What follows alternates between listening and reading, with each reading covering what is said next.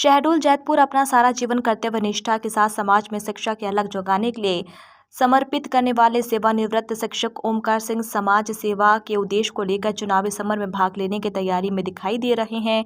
जहां एक तरफ जैतपुर क्षेत्र का एक बड़ा तबका इनके समर्थन में नजर आ रहा है, वहीं ओमकार सिंह कांग्रेस से विधायक पद के प्रबल दावेदार के रूप में देखे जा रहे हैं। गौरतलब है कि ओमकार सिंह के मूलतः ग्राम बरगवा 24 के निवासी है, जिनकी राजनीतिक पृष्ठभूमि काफी मजबूत है। पिता रामदीन सिंह अपने ग्राम पंचायत से कई बार सरपंच पद का भी निर्वहन कर जनसेवा की है। वर्तमान में मां भटिया देवी ट्रस्ट के अध्यक्ष के रूप में मंदिर में अपनी सेवाएं दे रहे हैं। वहीं ओमकार सिंह की श्रीमती पूर्व में जिला पंचायत सदस्य के रूप में निर्वाचित होकर क्षेत्र के विकास में अपनी अहम भूमिका निभा चुकी है। ओमकार सिंह की लोकप्रियता का अंदाजा इसी से लगाया जा सकता है कि जिस गांव में भी वह लोगों से मिलने जाते हैं, वहां सैकड़ों ग्रामवासी एकत्रित होकर इनका स्वागत करते हैं। जनचर्चा है कि क्षेत्रवासियों की एक शिक्षित नेतृत्व की तलाश पूरी होती दिखाई दे रही है। पंचायत सदस्य थी हमारे क्षेत्र में और 5 वर्षों तक रहा है। जहाँ भी जन समस्या हुआ करता था, उनको अगर कोई लोग नहीं बुलाते थे तो वो पेपर को पढ़ करके अपने से उस जगह पर पहुंच जाते थे। यदि ओमकार सिंह जी को मौका मिलता है इस क्षेत्र में काम करने का, तो क्या रुझान है यहाँ का, किस तरीके से लोग देखते हैं उनको? ओमकार सिंह जी को अगर मौका क्षेत्र की जनता और पार्टी उनको अगर एक बार मौका दे दी तो मेरे को विश्वास है कि ओमकार सिंह जी एक ऐसे प्रतिनिधित्व करेंगे इस क्षेत्र में कि उनको लोग दोबारा फिर बुलाएंगे, क्योंकि सामाजिक कार्य, शिक्षा के कार्य और स्वास्थ्य के क्षेत्र में इनका माने जो सुझाव है वो ज़्यादा रहता है। गरीबों को मदद करने के लिए तात्पर्य अभी आए हैं, अभी करीब 6-7 महीने से, तो 6-7 महीना में अगर कोई कहीं परेशान है तो उसकी मदद करने के लिए तत्काल पहुंच जाते हैं। इनकी माने जो सोच है वो इस क्षेत्र के लिए हितकारी होगा। आपका पूरा परिचय? मैं श्री राम मिश्रा रसमोहनी। फर्स्ट क्लास है, हमारे क्षेत्रीय हैं, ग्रामीण है, हमारे ग्रामीण क्षेत्र में सबसे और व्यवहार कुशल व्यक्ति हैं।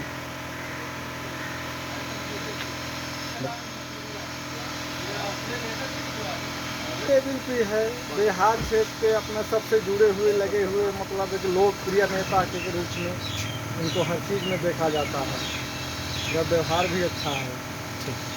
का कार्यकाल एक पार्टी के लिए और सामाजिक संगठन के लिए और जन हितैषी रहेगा।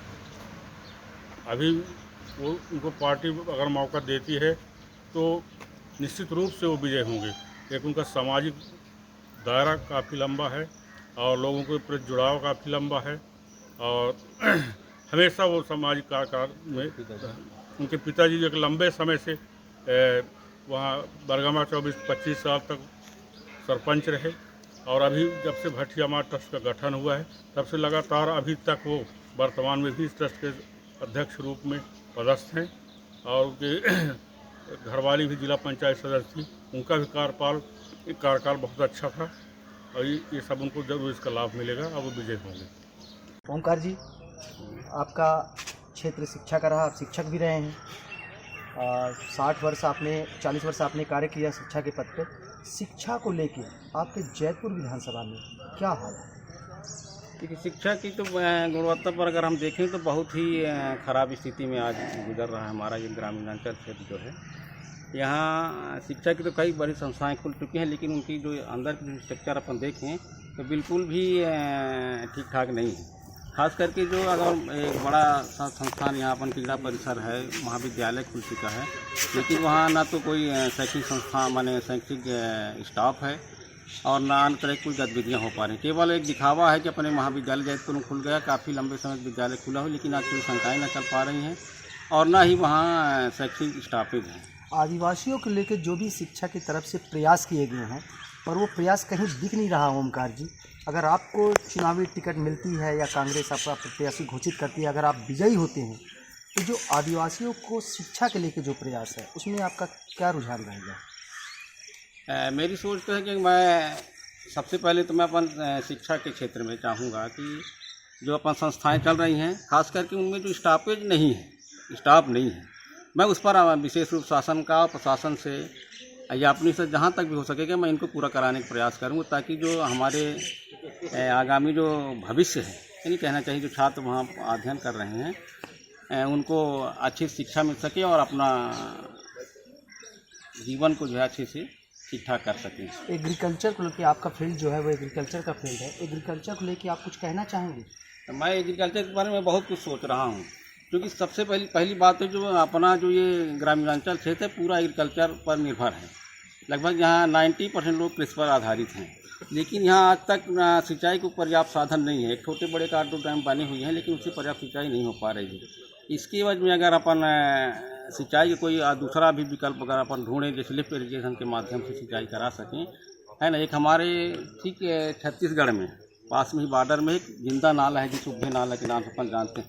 अगर उसमें ऐसा कोई उद्वहन योजना के माध्यम से इस पूरे बेल्ट को सिंचाई कराया जा सकता है, लेकिन आज तक उस पर किसी ने उधर देखने का प्रयास नहीं किया।